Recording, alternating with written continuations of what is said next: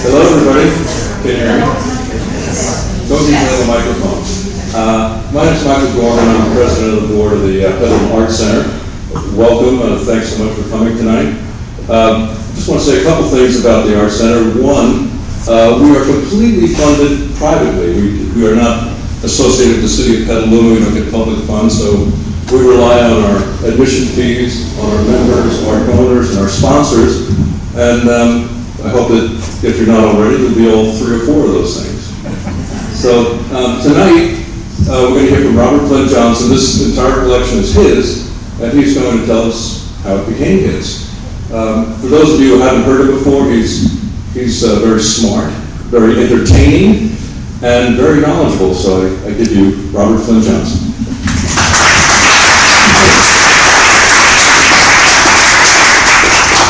Andy wired up. I feel like I'm a televangelist about to raise money for a church here. Anyway, I'm delighted to be here again. I'd love to see some familiar faces in the audience. And again, many of you know that I do have a soft spot for Petaluma and the Petaluma Arts Center. This is my second exhibition here, neither of which I asked for, both of which I was asked to do. And the first one was tentative and it turned out great, and the second one is turning out, I think, really well too. I love the fact that the center here, that's only been around for about 6 years, is what is referred to as an aspirational institution. They're trying to do better, they're trying to be better. When I hear, well, they don't get any money from the city of Petaluma, I think the city of Petaluma should help out a little bit, quite frankly. Because this is part of, I mean, not a lot, but just the fact that, the old story, help those who help themselves. And the people in the community that have founded the center are helping the city of Petaluma. They're helping the city of Petaluma by showing that Petaluma is an expansive place that has intellectual and cultural aspirations to both adults and to younger people. And that's a really, really good thing.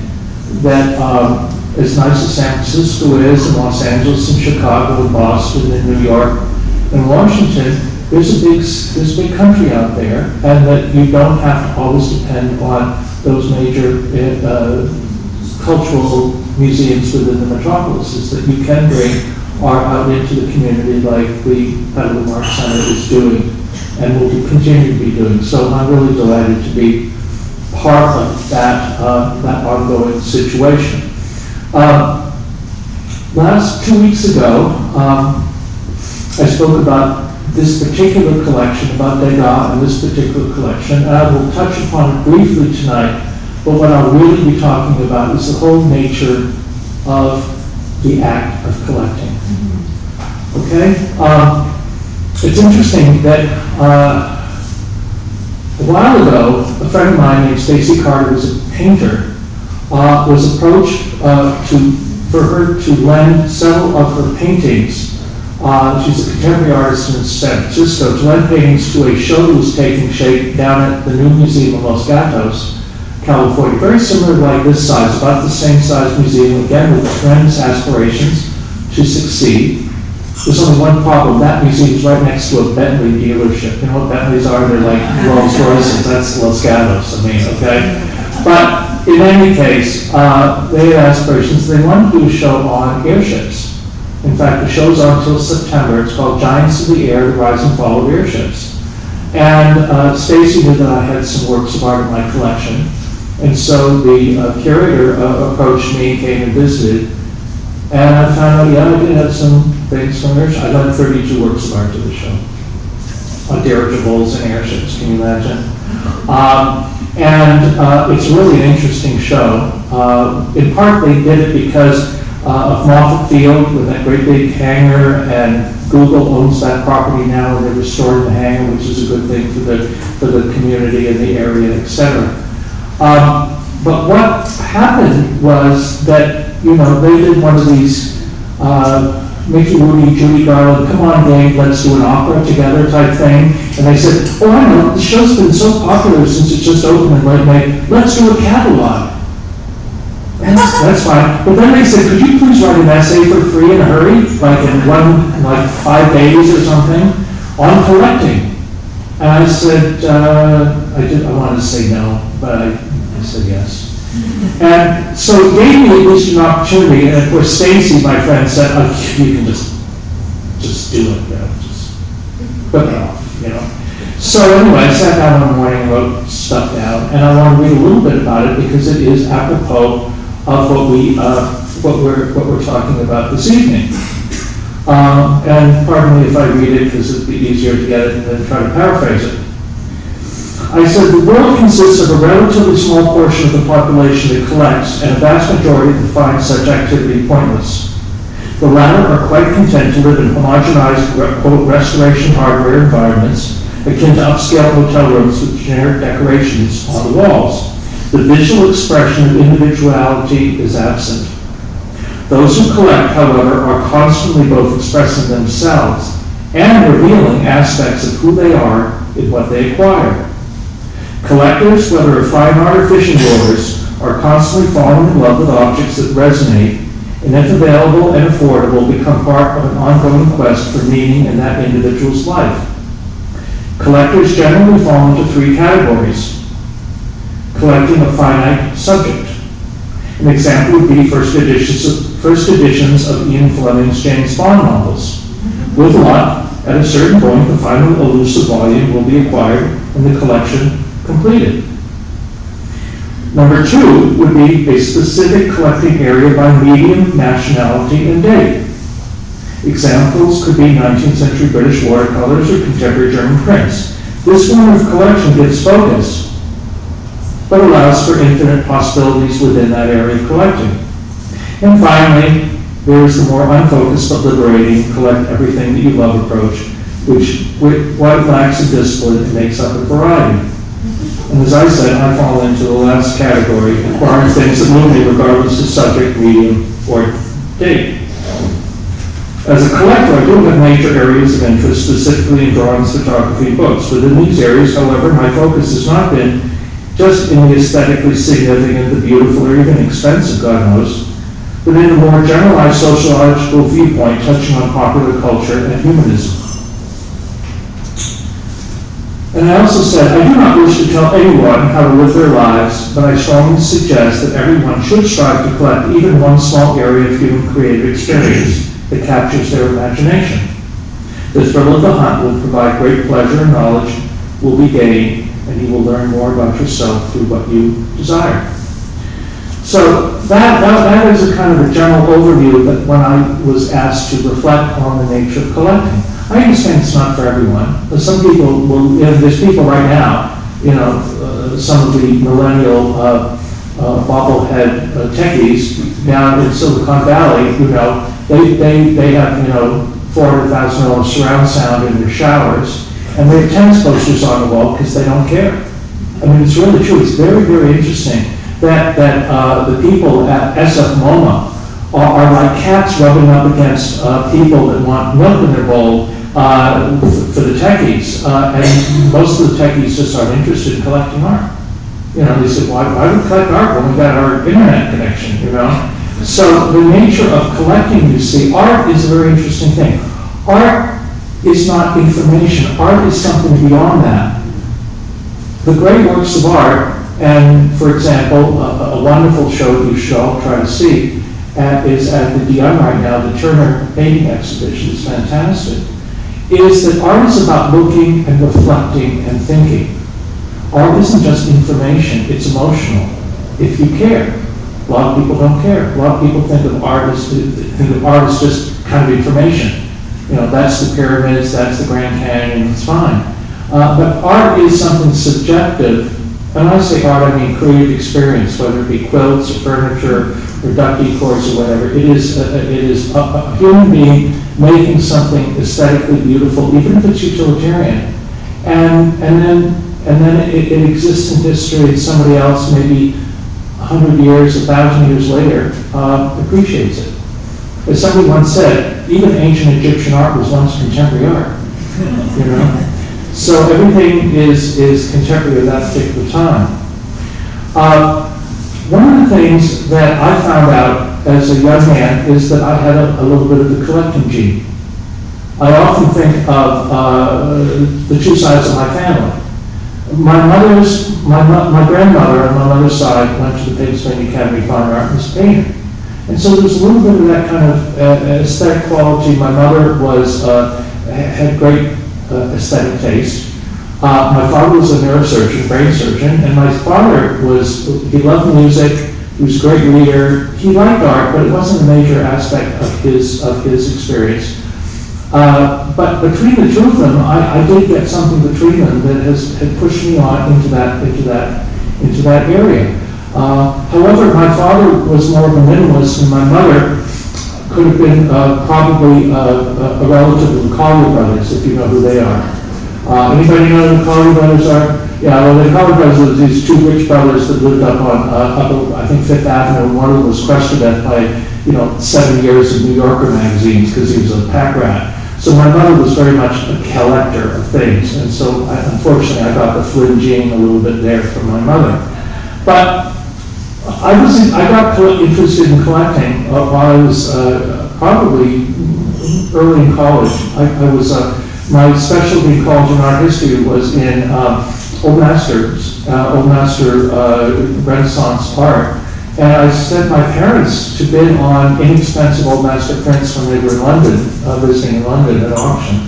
Sometimes they got something, sometimes they didn't.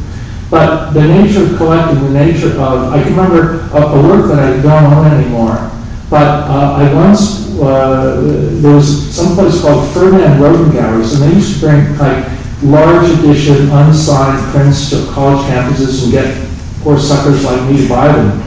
Well, the first thing I ever bought was an unsigned lithograph by Matisse in edition of like 1,000.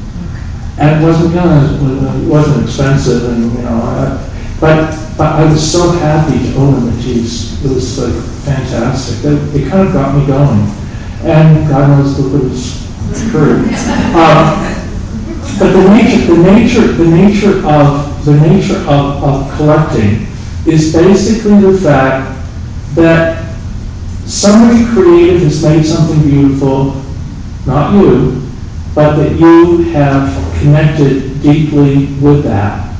And obviously, if it's a Turner painting, you could just admire it at the Tate in London if you go there, or down at the Beyond.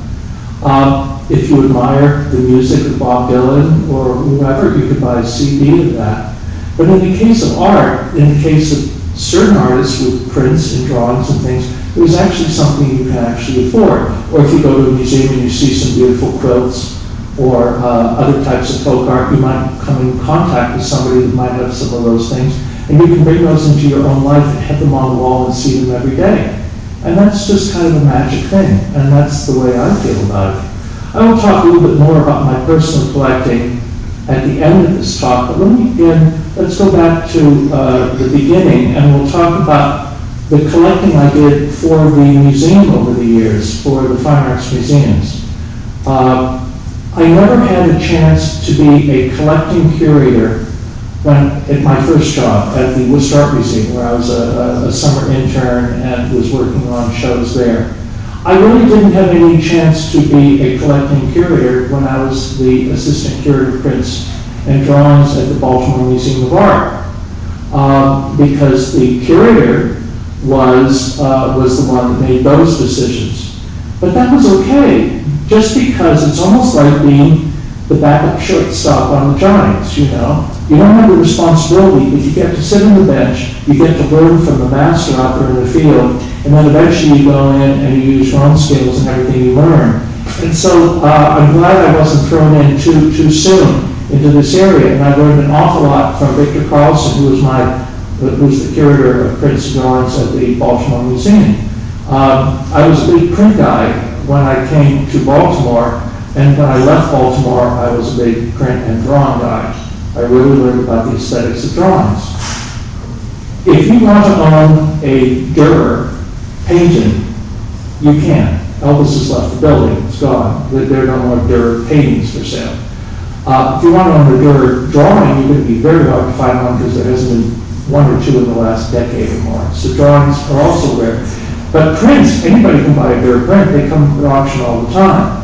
So prints are like multiple originals.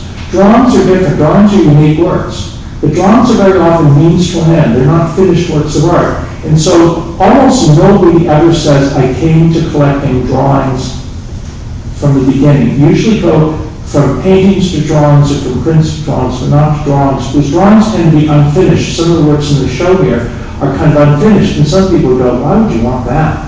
I'm sure people have said that. Well, okay, I wanted it, all right? So the nature of drawings are the artist thinking on paper, the artist thinking things out. I mean, I'd love to have a CD of somebody, to have Oscar Levant, the great pianist, playing, which he was famous for, playing Rhapsody in Blue. But you know what would be even better? Having a CD of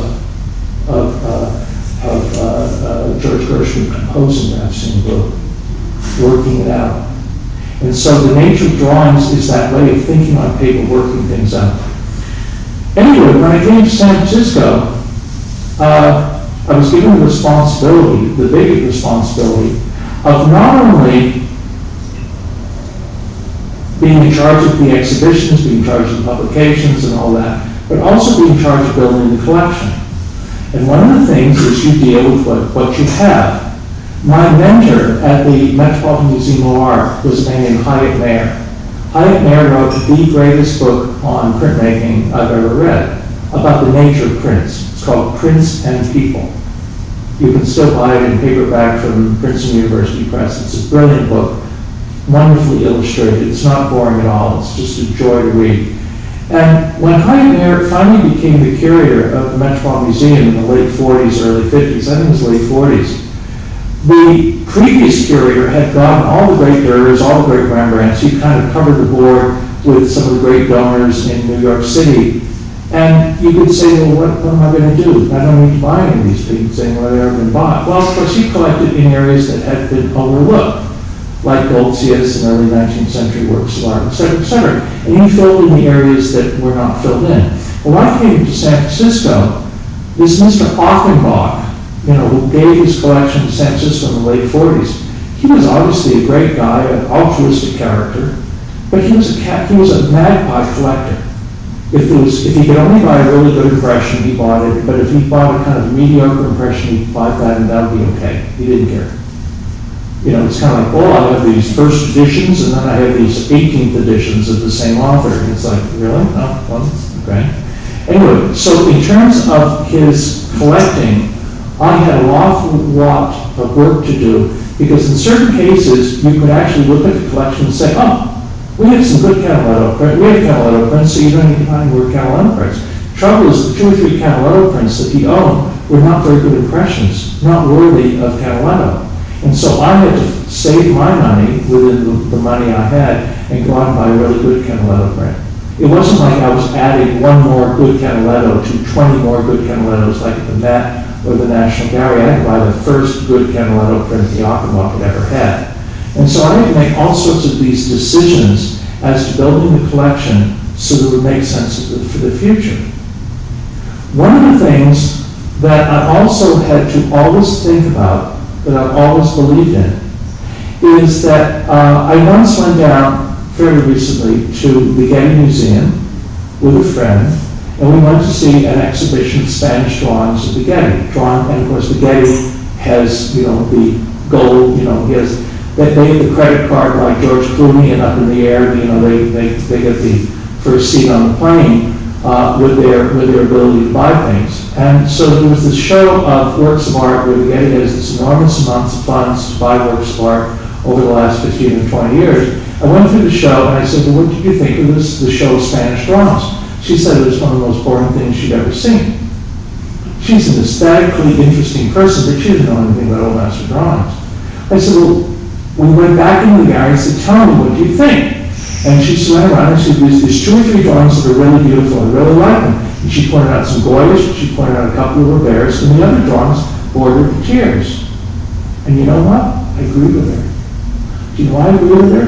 Because the other drawings were bought by a curator, God knows, no names please, but they were bought by curators because this was some little indistinct little drawing that was a study for some important altarpiece, but the drawing itself was really not very exciting.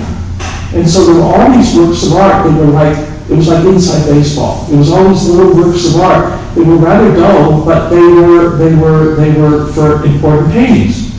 Now, the reason I'm saying that is that my show here at Degas is full of all sorts of inside baseball. All these rather slight drawings that I'm attracted to as a private individual because I'm very particularly interested in Degas. But for the public, I would never buy such things because those works of art cannot be understood or properly appreciated by somebody who is just a general, has an interesting but general aesthetic. And so it was really important, as I was building up the collection in the Achenbach, to buy works of art that could be intriguing. Now sometimes the drawing had to be a little bit explained, like the first work we're about to see on the screen. This is a drawing about 10 inches long, and one of the things that a curator often does is ask to vet an art fair. Do you know what vetting is? Vetting is, I was asked, along with a couple of other so-called experts, to go to the fair and to see the works of art before the opening of the fair to make sure that what the dealer said was right. And so that somebody could put up, a work of art that had no provenance and say it's by Leonardo da Vinci or something like that. Anyway, one of the things that was great about it is that the fair opened on a Thursday evening. It was up on Thursday evening, Friday, Saturday, and Sunday, 3-day fair at the Armory, 67th Street and Park Avenue, New York City. And on Wednesday, all the other dealers were rushing around trying to talk their unionized Irish-American electricians into doing what they wanted them to do, somewhat reluctantly. And so they were all really, really busy. And I got to walk around and see the works of art mostly on the floor. And I went into this one booth of my friends, Joan and Mort Nisnison from Boston, Massachusetts. And I looked at the drawing that we see on the screen, and I immediately knew what it was. Well, I'm a curator, so I'm supposed to, right? And I said, is that what I think it is? They said, yep. I said, is it available? If it isn't available, then it's just a victory lap that they're doing by some, well, that's not for sale, and aren't we smart? I said, is it available? They said, yeah. I said, how much is it? And they told me. I said, shh. I went to reserve it, please, thank you. So they reserved it. And this was 12, 14 years ago. And it was before you could take a quick iPhone photograph and send it on and stuff. And so I got on the phone to the director of the museum, Harry Parker. And Harry was a little bit distracted because he was building the new Young Museum. And I said, Harry, I had a chance to get this drawing. It's by Michelangelo. And he said, how much is it? And I told him, how much is it? And he said, oh, it could be good. I said, it is good. It is what it is, but it could be good. It is what it is, but it's worth it. And anyway, to make a long story short, I didn't have time before then and the opening the next night to get him a photograph or anything. And he said, no, I'm not going to go for it. I said, oh, shit. So then I called up my dear friend, Mrs. John Rosenkrantz, Dodie Rosenkrantz, who was a dear friend of mine. I said, Dodie, would you buy a drawing? Would you buy this sight unseen? This is for herself, not for the museum. Would you buy this one? I trust you, she bought it. So I told the dealer, it's done, sold. Thank goodness. I mean, all we needed was one of these other dealers walk down the hall, look at the drawing, ask the price and buy it, and it would have been bye-bye. So we got the drawing, she got the drawing, and when I got back to San Francisco, I said to Dodie Rosenkrantz, I said, Dodie, would you allow me to at least try to get the drawing for the museum now that it's here in San Francisco? And her husband, John Rosenkrantz, who was the grandson of Mrs. Spreckles, who built the Legion of Honor, said, screw that, it's ours, the hell with it. But Dodie said, yeah, okay. Sure, fine. Without you, we wouldn't own it. And so I was able to bring the drawing to the meeting, and we bought it. What is the drawing? Well, is it a Madonna and Child? No, it's a Madonna and Child would have been $75 million. No, you know what it is? It's a drawing by Michelangelo of a piece of marble he was ordering from the quarry, either for one of his sculptures or for one of his architectural projects with his handwriting on it. It's a working drawing by a working artist, by the greatest sculptor and one of the greatest artists of the Renaissance. Do you know it's by Michelangelo? Yes. It was given by the direct descendant of Count Monterati to a lady Grenville in the 1840s. And it has an inscription on the back. So it's absolutely primo. There's no question that it's by Michelangelo. And Doty, to her great credit, allowed us to buy it for the museum. It was $75,000 on it. $75,000 the museum owns. And you know what's wonderful about it? It's a modern drawing. It looks like a Joseph Beuys or something. It's an artist thinking on paper. And as I told you before, you know, this idea that artists only do art as product is something to sell, it's not true. Artists do drawings when they're thinking and they're talking in the medium that they know, in this particular case, drawing. And so I was really happy to get that for the museum.